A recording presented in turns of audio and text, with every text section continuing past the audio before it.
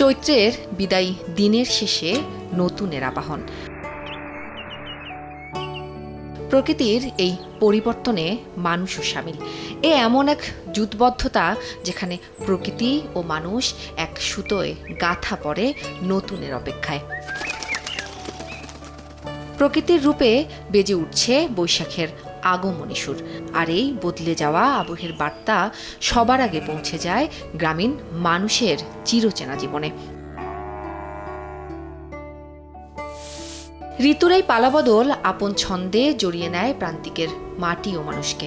গ্রামীণ জীবনে চৈত্র যেমন বিদায়ের, তেমনি হিসাব নিকাশেরও। প্রকৃতির এই ছোট্ট ছোট্ট পরিবর্তনই যেন মায়া হয়ে মিশে আছে গ্রামীণ মানুষের প্রতিদিনের কাজে। 200-র বেশি সার্ভিস ও ফিচারে লেনদেনের সব বিকাশ অ্যাপে সম্ভব।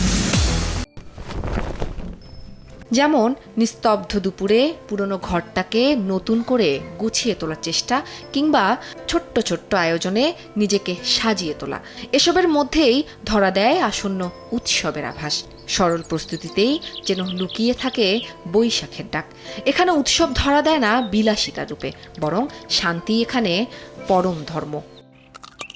কৃষিকাজ করি, বৈশাখ আসলে পান্তা ভাত খাই, গুডি উড়াইতাম, গুডি করতাম, ঘোড়া দৌড় দেখতাম। আব্বা জিলেবি টিলেবি কিনে দিছে বাড়িতে। এই সময় অনেক গরম পড়ে, তারপরও নিজেকে সাজিয়ে রঙিন করে অনুভূতি প্রকাশ করার মতো বৈশাখ। সময় বদলেছে বর্ষবরণের ধরনও। শহুরে চাকচিক্য এখানে নেই আড়ম্বরের বাহুল্য। তবুও প্রকৃতির সঙ্গে এক গভীর বোঝাপড়া, যেখানে টিকে আছে উদযাপনের আসল রূপ। গ্রাম বাংলায় বৈশাখ আসে আড়ম্বরভাবে, তবুও এখানকার মানুষের মধ্যে রয়েছে সকল মলিনতাকে ঝেড়ে ফেলে নতুন সম্ভাবনার আশা।